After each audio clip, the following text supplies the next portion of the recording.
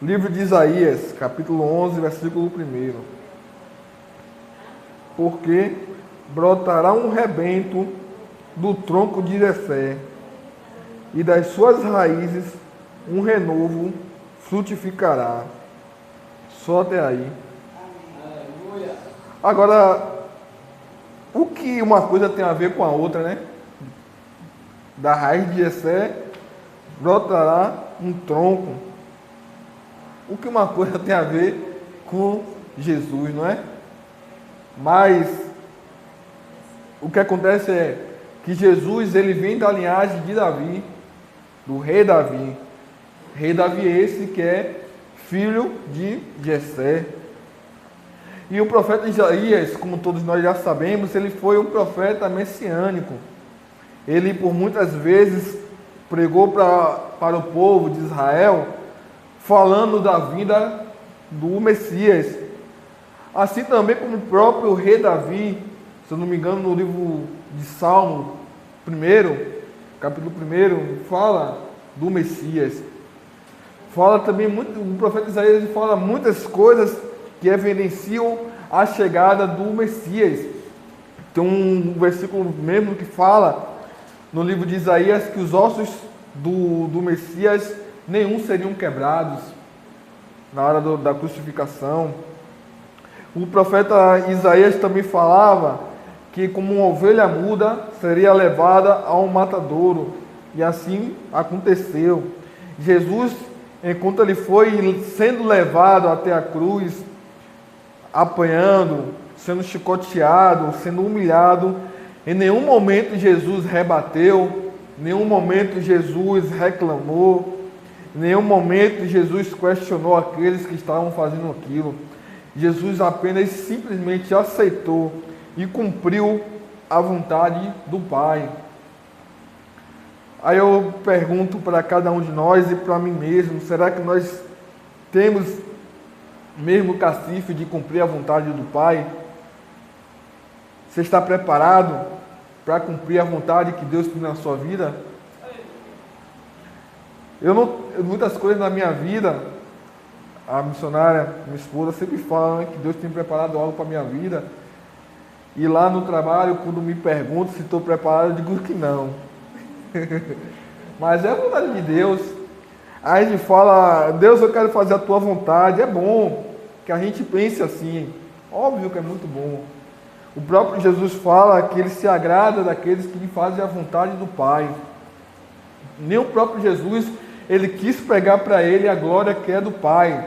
Como, por exemplo, aquele jovem que chegou até Jesus e falou, mestre, sei que o Senhor é bom.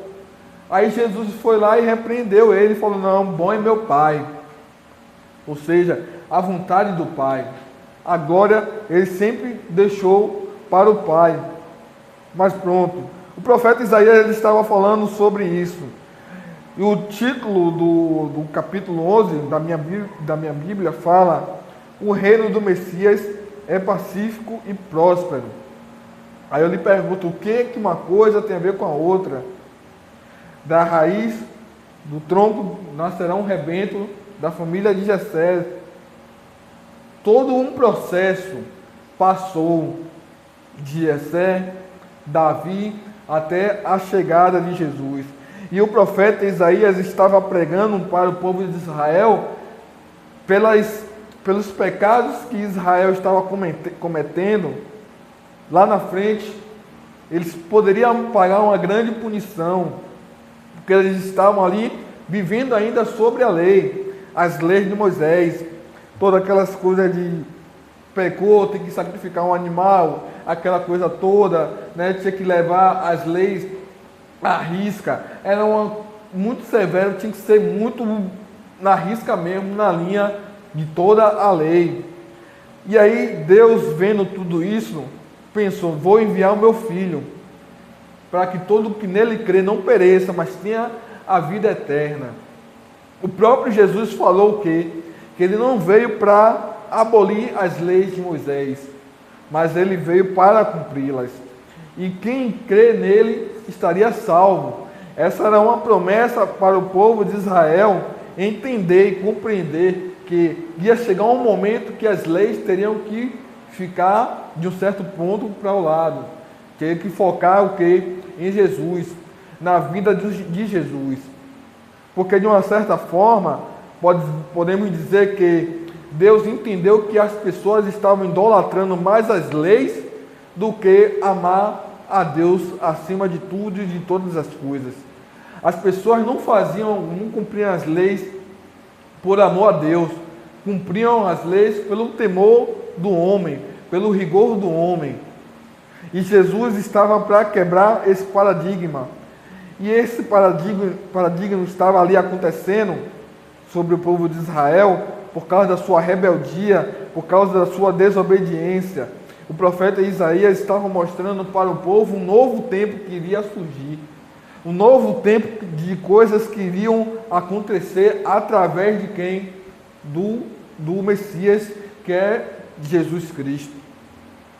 Só que até os tempos de hoje, se você observar, muitos judeus lá em Israel não acreditam em Jesus como Messias. É tanto que tem separações, judeus messiânicos e judeus do Pentateuco, que são os livros de Moisés, que não acreditam que Jesus foi aquele homem carpinteiro que veio de uma família pobre, uma família pequena. Eles achavam que o Messias viria em majestade, em ouro, de uma família rica, e que viria para solucionar todos os problemas da terra.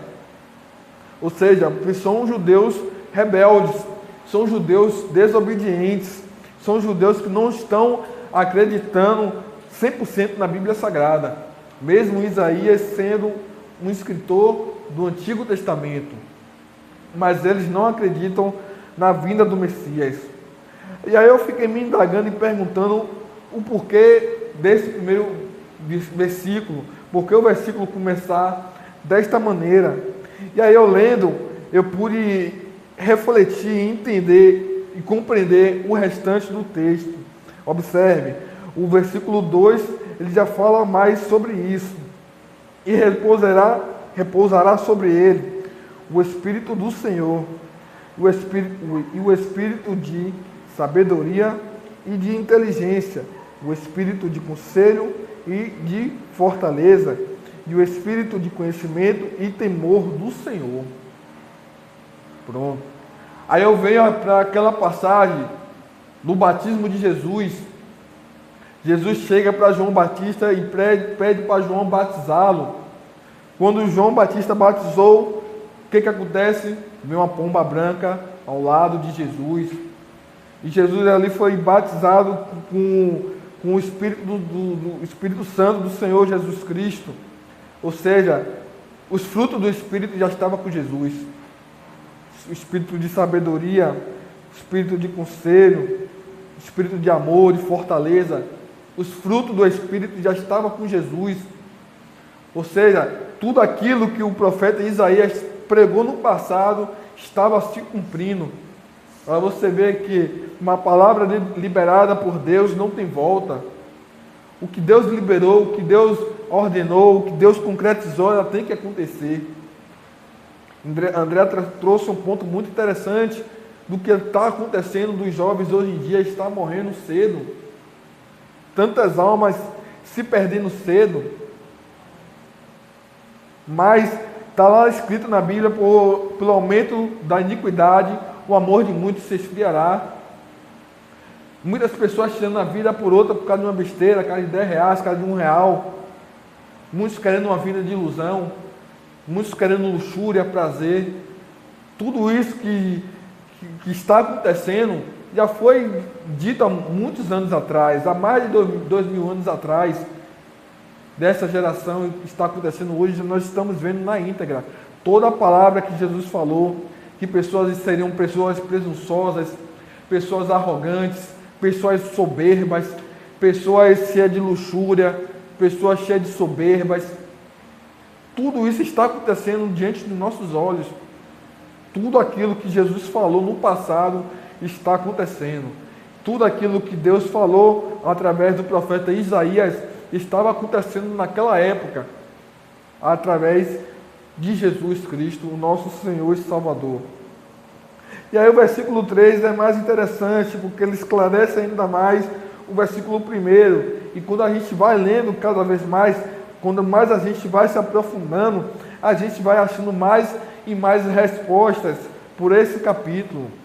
O versículo 3 ele fala o seguinte: e deleitar-se-á no temor do Senhor, e não julgará segundo a vista dos seus olhos, nem repreenderá segundo o ouvir dos seus ouvidos.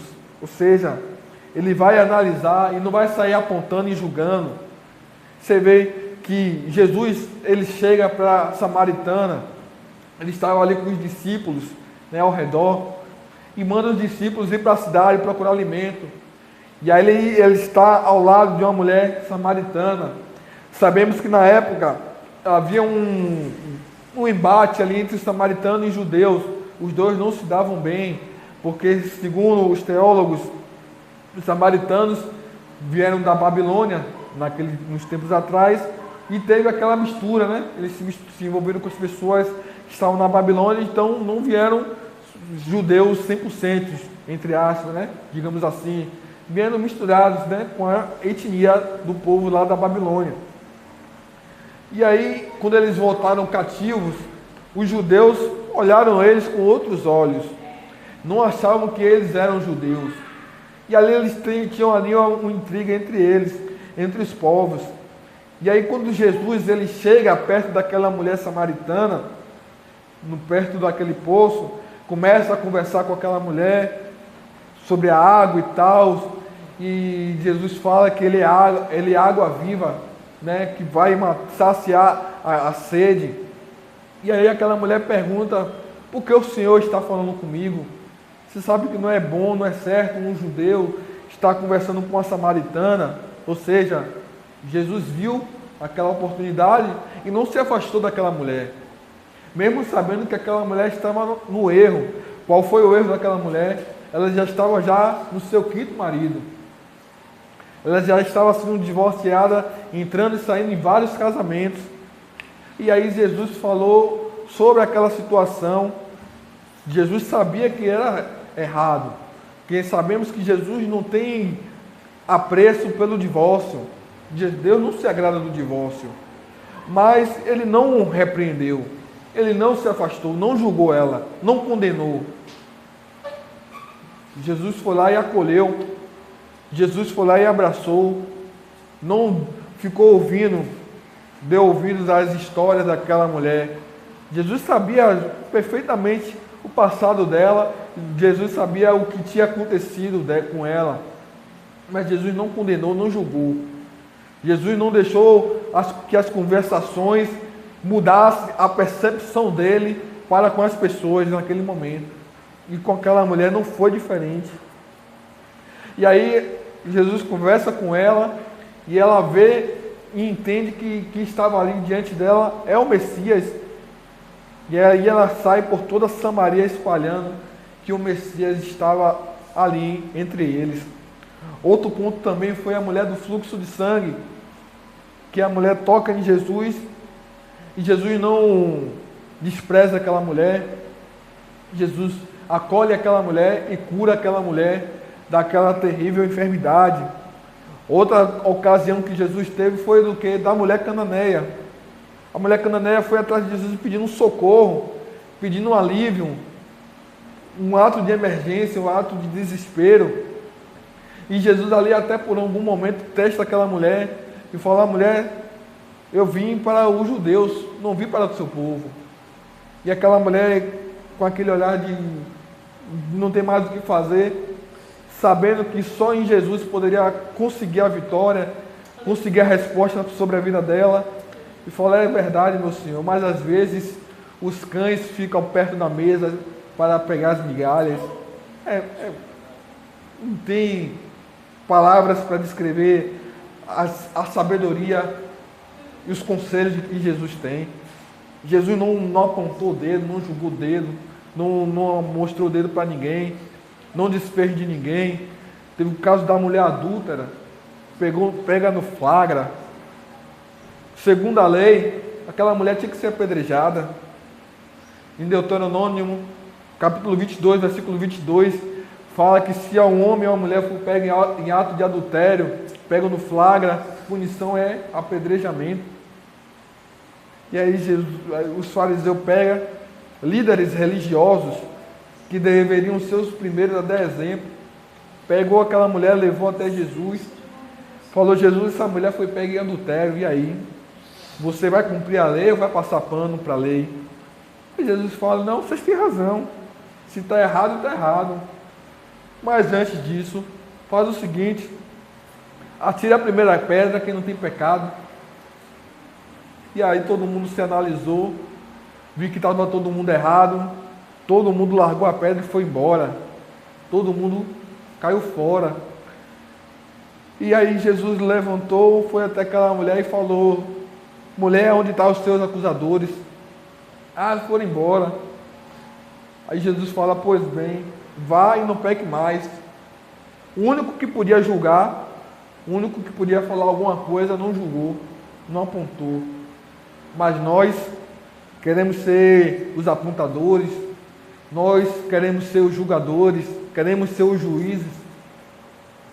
Nós queremos tomar o papel de Jesus aqui na terra.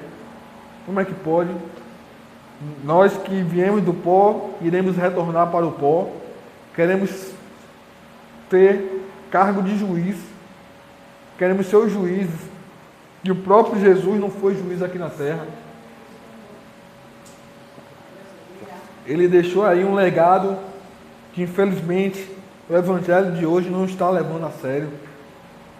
Aí o versículo 4 ele fala o seguinte: mas julgará com justiça os pobres e repreenderá com qualidade os mansos da terra, e ferirá a terra com a vara da sua boca, e com o sopro dos seus lábios matará um ímpio.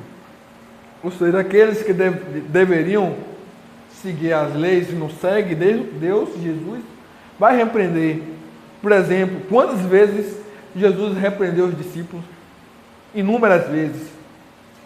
Tem uma passagem que Jesus estava pregando em uma cidade, e aí ninguém aceitou a pregação de Jesus. Aí veio os discípulos, fala: Senhor, quer que eu olhe para cair fogo do céu para matar todo mundo? Como é que pode? Os caras estão ali com Jesus 24/48 e faz um pedido desse, sendo que o próprio Jesus não fez isso, o Criador não fez, os caras querendo matar o povo. Aí Jesus repreendeu logo: olha, eu não vim para matar ninguém não. Não vim para matar ninguém não. Inúmeros momentos Jesus repreendeu os discípulos. Inúmeros momentos Jesus também repreende a mim e a você. Inúmeras vezes Jesus tem nos repreendido. Repreendido os mansos na terra, que somos nós. Devemos ser mansos. Devemos ser mansos. Devemos ser piedosos. Devemos ser misericordiosos. Essa palavra é para nós. Jesus julga com justiça os mansos. Jesus julga com justiça os dele. Então devemos pensar e entender nisso. O que é que está errado em nossas vidas, que Jesus está nos repreendendo, nos julgando, e nós continuamos no erro e nas falhas constantemente. Aquele pecado que nós insistimos em não largar, aquele erro que nós insistimos em não deixar para trás. Jesus foi bem claro em dizer: peque e não faça mais. Não peque mais, perdão. Não peque mais. É uma vez só. Devemos pecar somente uma vez. Se arrepender e deixar o pecado para trás de uma vez por todas. Davi, ele errou feio. Mas em nenhum momento ele cometeu o mesmo erro. Pecou só uma vez. E olha que interessante. Davi, ele foi considerado um homem, um único homem, segundo o coração de Deus. E aí quando o profeta Natan confronta Davi, vai até Davi e fala as verdades na cara de Davi, E olha que profeta corajoso, porque Davi era um homem sanguinário, né? Davi matava. Davi poderia não aceitar e mandar matar um profeta. Mas não é à toa que ele foi considerado segundo o coração de Deus, né? E aí o profeta Natã falou: olha, Davi, a partir de hoje a espada da justiça nunca se apartará da sua casa. E aí? Nunca. Ou seja, até os dias de hoje, está valendo. Está valendo até os dias de hoje. Toda a família, toda a descendência de Davi tem esse peso nas costas, por causa do ato que Davi cometeu no passado. Mas ele só cometeu uma única vez e deixou para trás. Não cometeu mais. E aí o versículo, o capítulo, ele vai desdobrando coisas cada vez mais interessantes de um tempo que ainda há de chegar. Um tempo que naquele momento de Isaías, o povo acreditava que era blasfêmia, que era um insulto. Se o próprio Jesus ele pregava que era o Messias, que era Deus, que era o Criador, o povo falava que Jesus estava blasfemando, chamaram Jesus de demônio. Imagine Isaías. Segundo a história, fala que Isaías morreu cerrado no meio. Imagine o que fizeram. Então, o povo era muito incrédulo. Os judeus eram muito incrédulos, muito rebeldes, muito desobedientes. Eram para ser os primeiros a dar exemplo. Nós, cristãos, somos os primeiros a dar exemplo. E muitas das vezes temos falhado com isso. Tem um colega que ele está passando muitas dificuldades no trabalho dele, que é uma loja próxima a onde eu trabalho, que é colega da gente também, porque tem um cristão lá no meio que está contendendo, trazendo contenda no trabalho. Como é que pode um cristão trazendo desunião, trazendo briga, confusão no próprio ambiente de trabalho? Aí o que acontece? A pessoa vai tomar ranço de crente, como já está tomando, mas é algo que vai ter que acontecer. Seremos odiados por amor do nome de Jesus. Não tem para onde correr. A partir do momento que a gente levantou a mão, confessou Jesus como Senhor e Salvador, vamos ter que passar todo o processo. Não vai ter o que fazer, porque é algo que Jesus já falou para os discípulos no passado, e que a cada momento que vai acontecendo as coisas, estamos vendo diante dos nossos olhos a realidade acontecer. No versículo 5 ele fala: e a justiça será o cinto dos seus lombos, e a verdade o cinto dos seus rins. E morará o lobo com o cordeiro, e o leopardo com o cabrito, e se deitará, e o bezerro e o filho do leão, e a nédia, ovelha, viverão juntos, e o menino pequeno os guiará. Pronto. Aqui já está falando de um novo tempo que vai vir sobre a terra. Ou seja, a nova Jerusalém, que o apóstolo, se eu não me engano, o apóstolo João, ele descreve sobre tudo isso, sobre o milênio, sobre a eternidade, que não haverá mais violência, não haverá mais destruição, não haverá mais briga. Ou seja, animais que fazem parte de uma cadeia alimentar viverão juntos, unidos. Animais que um predava o outro estarão ali lado a lado, comerão do mesmo pasto e se deitarão no mesmo lugar uns aos outros. O interessante é que fala que um filho do homem pequeno irá guiá-los. Imagine uma criança de 10 anos guiando um leão. É algo nos tempos de hoje impensável. Quem lê a Bíblia e vê essa parte vai pensar que isso é loucura. Mas nós que acreditamos 100%. Porque sabemos que Jesus tem o poder. Jesus fez uma mula falar.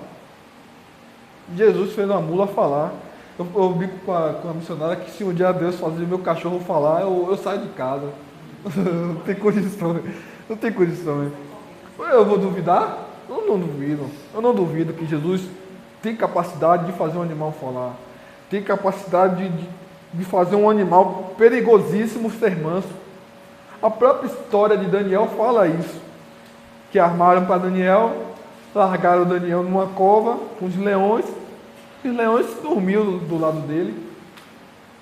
Chegou outro dia, abriram a cela de Daniel, ele saiu inteiro, sem nenhum arranhão. E aí, será que é difícil Jesus cumprir isso no milênio? Claro que não. Claro que não é impossível. Porque para Deus nada é impossível. Foi Ele que criou. Ele que fez tudo isso. Não foi o homem. O homem tem que adestrar, e mesmo assim, mesmo adestrando, ainda acontecem alguns ataques. O homem não consegue adestrar um cachorro direito, que ainda mesmo assim ainda acontecem os ataques de animais. Imagine o Criador cuidando de tudo, todos os animais. Tem uma passagem, se eu não me engano, no livro de Isaías, que fala: eu, Senhor, cuido das aves, dou de alimentá-las e tudo mais. Imagine vós, se até as aves Deus cuida, imagine de nós, porque isso aqui está preparado para nós.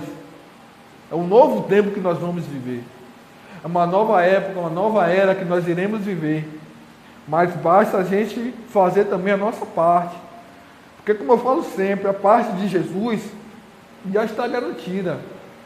Agora é conosco também fazer a nossa parte com Jesus.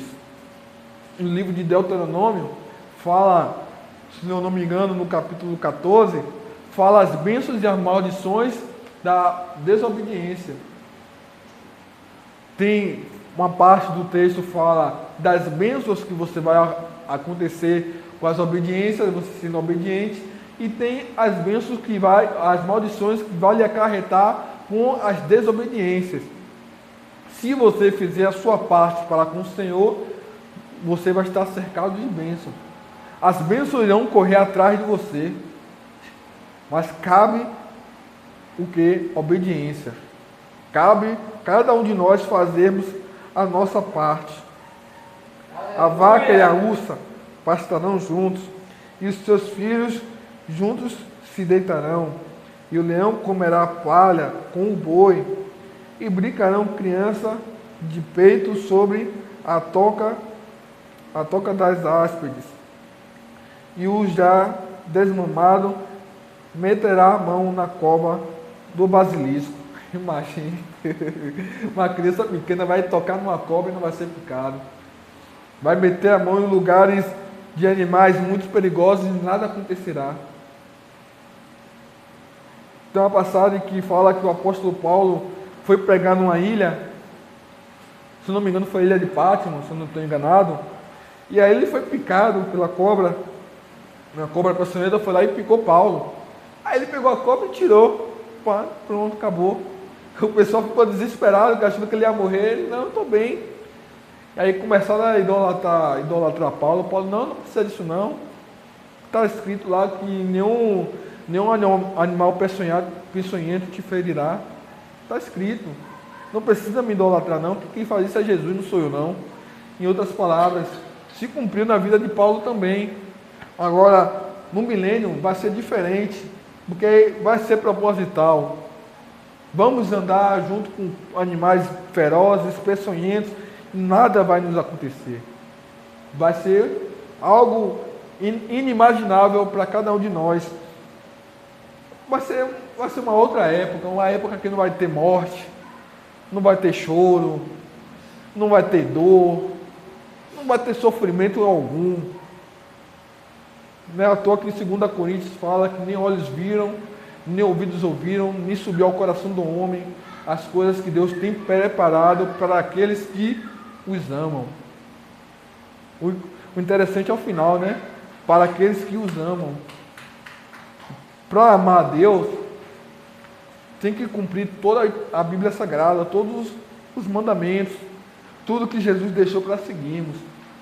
Porque falar que ama a Deus é fácil, da boca para fora. É por isso que o profeta Isaías ele fala, né, que muitos falam que amam com os lábios, me honram com os lábios, mas o coração está muito distante. O povo de Israel estava assim. O coração do povo de Israel estava muito distante do Senhor.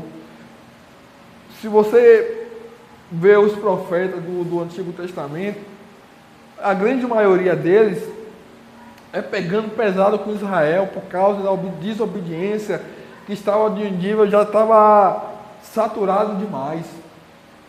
Estava demais. Foi Isaías, foi Jeremias, foi o próprio Ageu, Zacarias, Miqueias, tantos profetas repreenderam Israel. Ezequiel também pregou tanto, bateu tanto em Israel, mas Israel não aprende. O povo de Israel não aprendia. E é por isso que Deus, de vez em quando, lançava alguns empecilhos, alguns soldados, alguns exércitos bravos em cima de Israel, para Israel se converter. E mesmo eles ouvindo tudo isso, eles ainda não acreditavam em Isaías. Não acreditavam em Isaías. Achavam que Isaías estava pregando besteira. Mas mal sabia eles que estavam por vir. E o versículo 9 continua falando a palavra do Senhor. Não se fará mal, nem dano algum, em todo o monte da minha santidade, porque a terra se encherá do conhecimento do Senhor com as águas, como as águas cobrem o mar.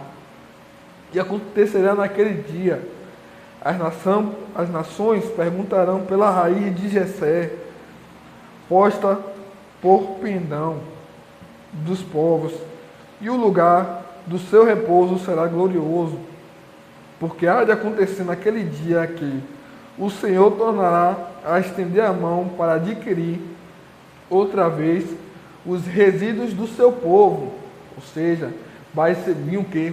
Para buscar o seu povo, vai querer buscar os deles, que estão entranhados naqueles que são desobedientes.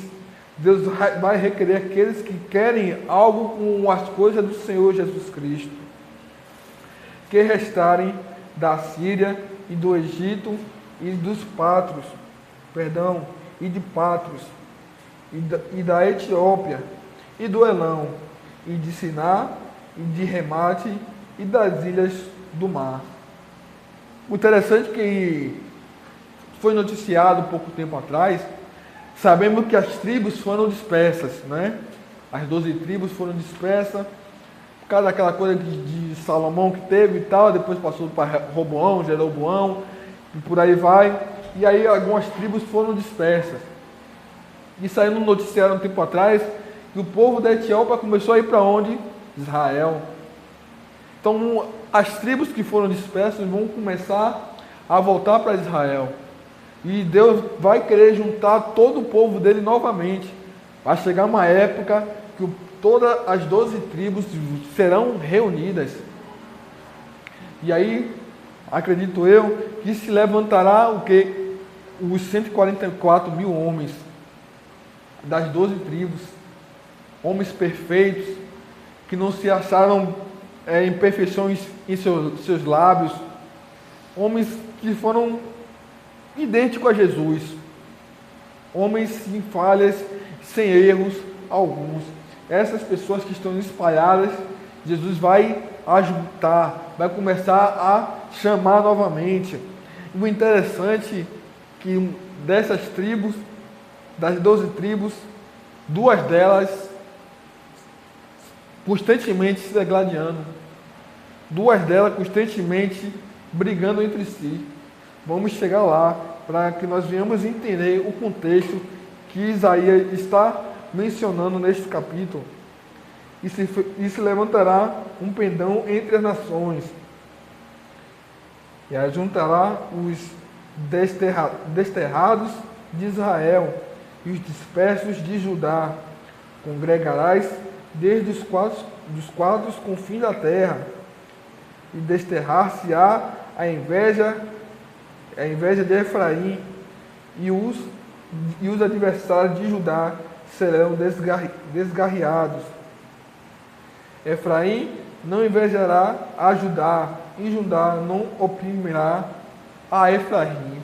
Ou seja, Efraim e Judá já estavam numa briga constante, porque Efraim, ela teve constantemente líderes, né, sobre a nação de Israel, como por exemplo Josué. Josué foi da tribo de Efraim.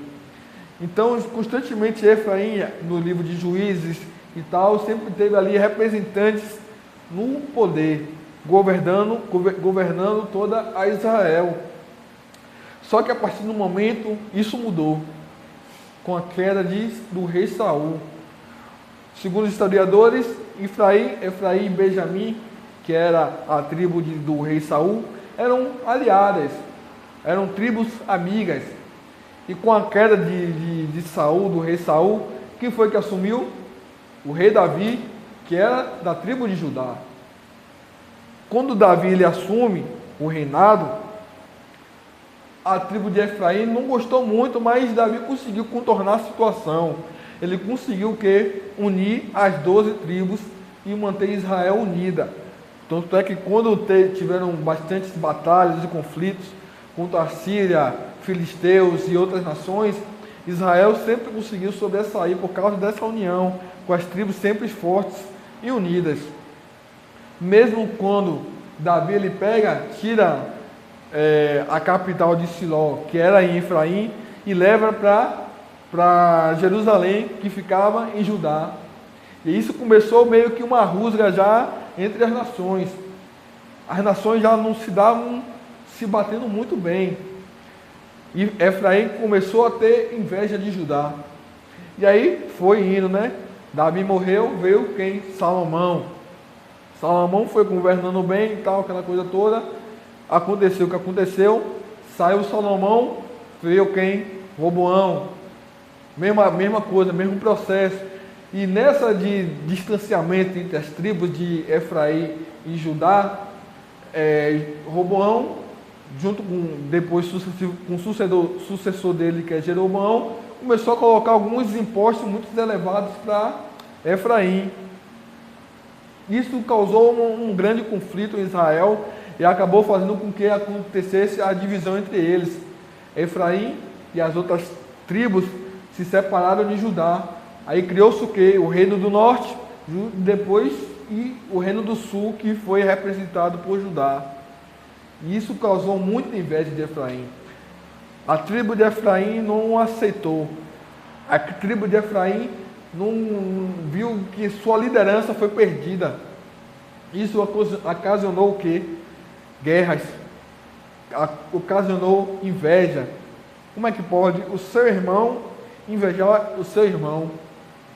Mas isso não é uma coisa de hoje, não é uma coisa daquela época. Há muito tempo atrás, já em Gênesis, aconteceu isso. Com quem? Com... Abel. Não, esqueci o nome dele. Com José. Os 12 irmãos, pegou José e jogou na cisterna para o menino morrer. O próprio irmão. Ou seja, não é à toa que a própria Bíblia fala que a inveja é o pior pecado de feitiçaria. E as duas nações ali brigando por causa de inveja, uma invejando a outra. Tanto é que teve uma ocasião de que Efraim se juntou com a Síria, com o rei da Síria, e os dois caminharam para ajudar, pelejou contra o próprio irmão, lutou contra o próprio irmão. E não é diferente nos dias de hoje. Nós lutando contra nós mesmos, degladiando contra nós mesmos, enquanto as outras aí estão se unindo cada vez mais, a gente está se distanciando cada vez mais, só porque às vezes uma pessoa louva melhor que a outra. Não vou dar oportunidade não. A pessoa prega melhor que a outra, prega bem, prega com simplicidade. Não vou dar oportunidade para fulano de tal pregar não. Que loucura. Aí começa a ficar perseguindo a pessoa, fica excluindo a pessoa de tudo. A pessoa ali na igreja, de domingo a domingo, todo dia está no culto, todo dia está ajudando, mas só porque tem algo, um dom que se destaca na pessoa, os outros estão querendo perseguir, o outro está invejando. Então é algo que devemos ter cuidado. Cuidado com o nosso coração. Não é à toa que Jeremias fala, enganoso é o coração do homem. Não podemos confiar no nosso coração. Não podemos seguir tudo que o nosso coração fala, porque senão a gente vai quebrar a cara com nós mesmos. Nós vamos cair no nosso próprio laço, vamos cair no nosso próprio precipício. E aí Efraim estava com Judá ali no embate, mas o profeta Isaías estava falando o que para o povo?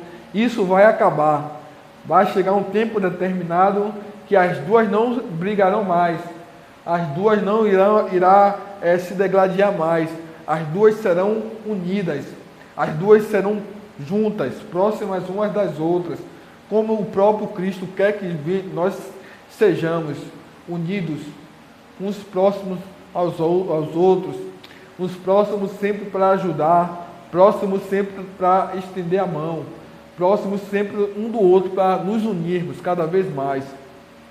É isso que Jesus quer de nós, união, harmonia, nos fechar com quem está aqui constantemente conosco, um ajudando o outro, um segurando na mão do outro.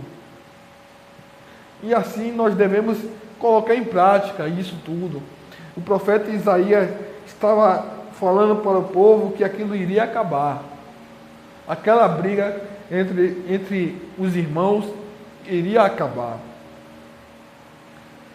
Aí, para encerrarmos, o versículo 14 fala o seguinte: antes voarão sobre os ombros dos filisteus ao ocidente, juntos despojarão os filhos do oriente, em Edom, em Moabe, lançarão as mãos, e os filhos de Amon lhe obedecerão. Ou seja, eles dois juntos vão desbravar toda a terra, vão do ocidente para o oriente.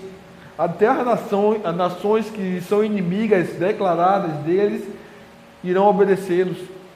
Ou seja, é uma outra época, vai ser uma nova época.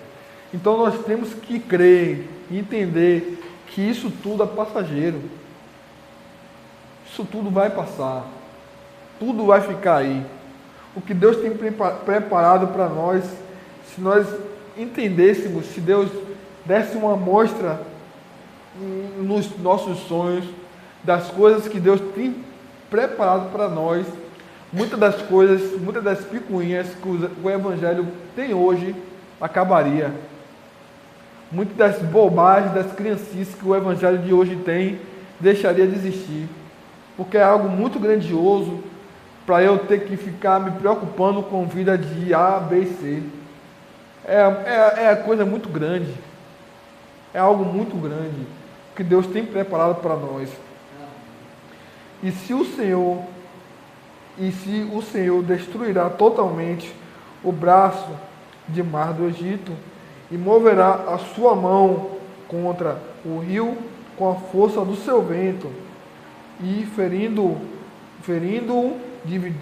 dividido-o em 7 correntes que qualquer que atravessar com calçados. E haverá caminho plano para os resíduos do seu povo, que restarem da Assíria, como sucedeu a Israel no dia em que subiu da terra do Egito. É outra coisa. Tudo aquilo que impedia do povo retornar para o Egito, Deus vai abrir caminho. Não vai ter mar que vai vir impedir, não vai ter exército que vai impedir, não vai ter empecilho que vai impedir.